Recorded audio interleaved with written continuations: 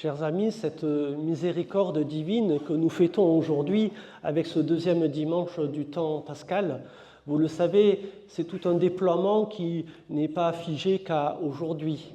Nous avons, pour ceux qui ont suivi toute l'actualité des fêtes pascales, nous avons célébré, vous vous rappelez, le jour des Rameaux et aussi le vendredi saint, la passion de notre Seigneur Jésus-Christ.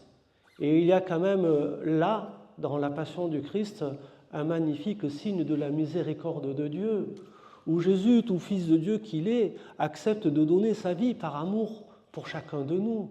Et lorsqu'il est cloué sur la croix, il va encore prier son Père en disant « Père, pardonne-leur, ils ne savent pas ce qu'ils font ». Il prie pour ses bourreaux et pour ceux qui l'ont conduit là, sur la croix.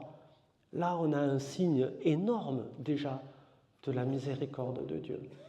Et puis cette miséricorde de Dieu, vous le savez, elle va resplendir d'une lumière toute nouvelle et toute inédite au matin de Pâques.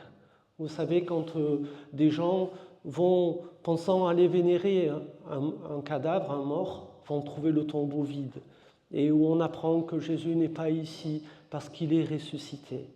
Et là, chers frères et sœurs, nous avons un signe de la puissance de cette miséricorde de Dieu qui nous est révélée comme un amour plus fort que la mort. Le Dieu, lui, est capable, quand pour nous tout semble fermé, là, quand tout semble fini, quand tout semble mort, de susciter la vie, de ressusciter son Fils Jésus-Christ. Nous avons là, chers frères et sœurs, un magnifique signe de la miséricorde de Dieu. Celui qui est capable de donner la vie là où tout semble fini et mort. Dans les textes qui nous sont proposés aujourd'hui, je vais me pencher un petit peu plus, si vous permettez, sur l'Évangile. Nous avons encore quelques autres signes de la miséricorde de Dieu qui nous sont proposés. Le tout premier, vous avez entendu, il y a les disciples qui sont là, ils sont réunis un peu comme nous ce matin, sauf que nous, on n'a pas verrouillé les portes de l'église parce qu'à Marseille, on craint des gangs, vous connaissez tout ça. Mais vous avez vu que les disciples, eux, sont dans cette crainte. Ils ont peur des Juifs qui sont au dehors. Et du coup, ils vont fermer les portes par peur, par crainte. Et Jésus, il vient, il n'a plus besoin de passer par la porte, là, il triche un petit peu, là, et il vient au milieu d'eux, il se tient là, au milieu d'eux, et il leur dit « La paix soit avec vous ». Chers frères et sœurs, j'aimerais souligner cet aspect de la miséricorde de Dieu pour tous les moments où nous aussi, comme les disciples, quelquefois, nous sommes habités par des peurs, par des craintes, par des angoisses, peu importe la source de tout cela. Regardez comment le Seigneur continue, aujourd'hui encore, à venir se tenir au milieu de nous, même si nous ne le reconnaissons pas toujours, et à nous susurrer à notre oreille « La paix soit avec vous ». Là, nous avons un beau signe de la miséricorde d'un Dieu qui écoute nos craintes, qui écoute nos peurs et qui va tâcher de les calmer en nous donnant sa paix. Le deuxième signe qui nous est proposé, vous savez, celui-là, il est assez puissant comme signe, c'est lorsque Jésus va souffler sur ses disciples. Excusez, ça va faire un bruit moche dans le micro. Jésus souffle sur ses disciples. Pour ceux qui ont un petit peu de culture biblique, ça vous rappelle quelque chose ? La création d'Adam. Eh oui, quand Dieu crée Adam, pour lui donner la vie, il va lui insuffler le souffle dans les narines. Et c'est ça qui va donner la vie à Adam. Mais le souffle dont on parle là, en hébreu, c'est le roua.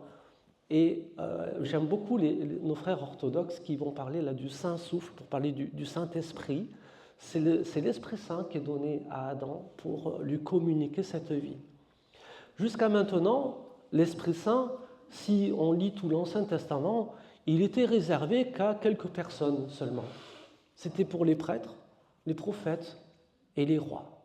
Mais depuis que Jésus est passé sur la terre et qu'il est remonté auprès de son Père, eh bien, Dieu a décidé de démocratiser le don de son Esprit Saint et de l'étendre maintenant plus généralement sur tous ceux et celles qui croient en lui. Et il est là, le signe de Jésus qui souffle sur ses disciples pour leur dire, même s'ils ne sont ni prophètes, ni prêtres, ni rois, eux aussi sont appelés à participer à la vie divine par le don de l'Esprit Saint, par le don du Saint-Souffle, de l'Esprit de Dieu qui leur est donné.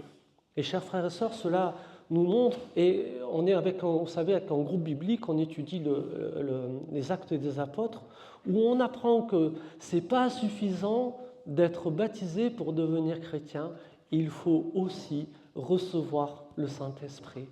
Et d'ailleurs, des fois, il y en a qui reçoivent l'Esprit Saint avant d'être baptisés. Ce n'est pas toujours dans le bon ordre que ça se passe, mais ça, ce n'est pas bien grave.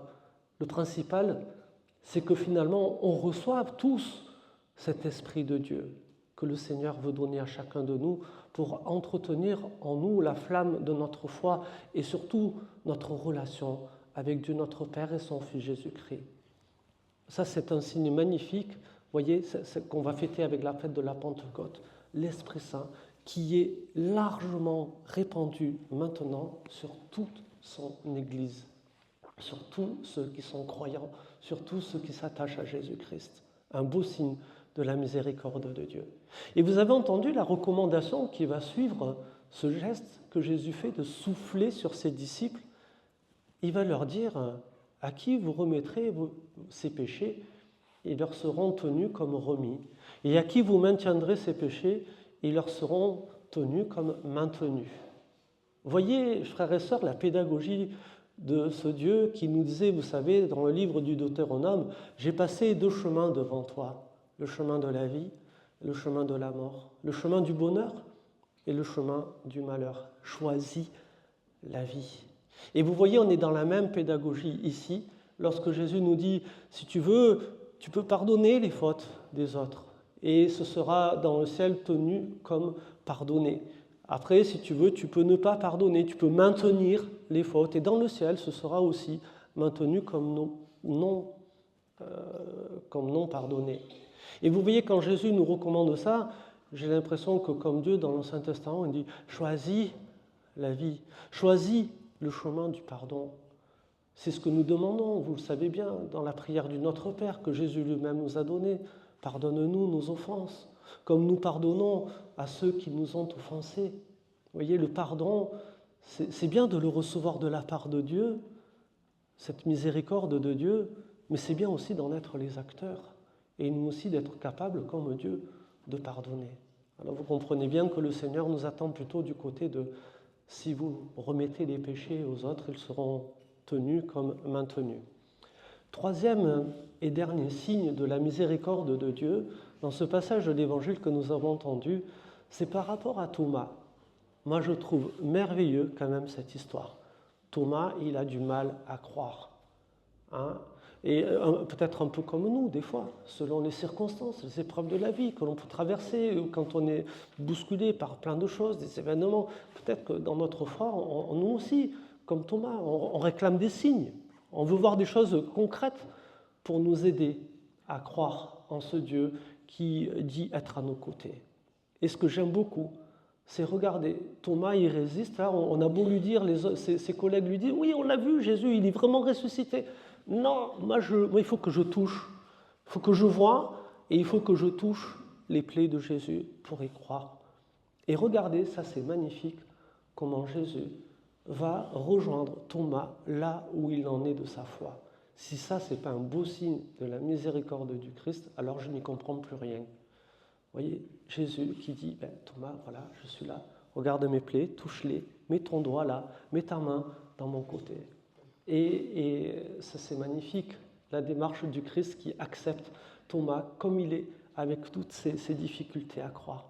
Et là, frères et sœurs, vous voyez, c'est pareil pour nous aussi aujourd'hui. Même si on ne s'appelle pas tous Thomas, nous sommes appelés, nous aussi, quelles que soient les difficultés de notre existence, à croire, eh bien, à accueillir ce Christ qui nous prend là où nous en sommes de notre foi et qui accepte, voilà, que nous aussi, peut-être, on ait des difficultés. Il vient nous rejoindre là où nous en sommes. Ça, c'est magnifique. Et puis, dernière chose, je vais finir par cela. Nous avons entendu dans la première lecture ce magnifique passage des Actes des Apôtres où on nous parle de la toute première communauté des chrétiens, ceux qui sont devenus croyants en Christ ressuscité, ceux qui ressentent le besoin, comme nous ce matin, de se réunir, de prier ensemble, d'écouter la parole de Dieu, comme nous l'avons fait, de rompre le pain ça en fait référence bien sûr à l'Eucharistie, comme nous allons le faire dans quelques instants. Et ces gens-là, nous dit-on, regardez, ça c'est magnifique, on nous dit qu'il y a une espèce de charité, de miséricorde, d'amour fraternel qui est en train de se mettre en place parce qu'on se rend compte qu'il y a des gens qui ont plus de besoins que d'autres et on va s'organiser. Ceux qui ont des choses vont les mettre, vont les donner pour qu'après cela puisse être redistribué à ceux qui en ont moins. C'est un petit peu ce que nous avons fait, enfin c'est pas un petit peu, c'est ce que nous avons fait avec le calendrier de l'Avent inversé avant Noël et qu'on s'efforce à continuer à faire.